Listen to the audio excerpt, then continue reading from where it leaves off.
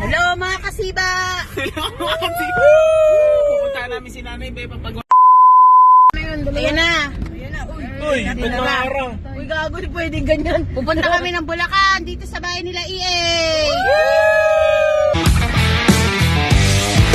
Kami pumunta. Ayun, hi guys. Gutom na yan. Gutom na kami, dito kami kakain. Okay. Sa conventional. Pupunta kami. Ano, oy. Pupunta kami sa lugar. Wag, ano mo na landscape lang. Pa ganun na. Ay, ganun ba yung pin? Gulo na yung boy. Ito po yung may-ari ng bahay.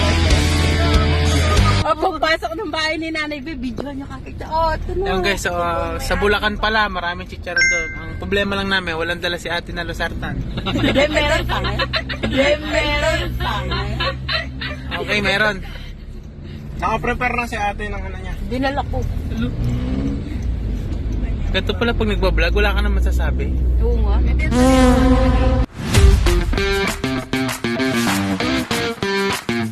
Titikmo ko itong lugaw ni Abel. In-order ko yung lugaw na may laman.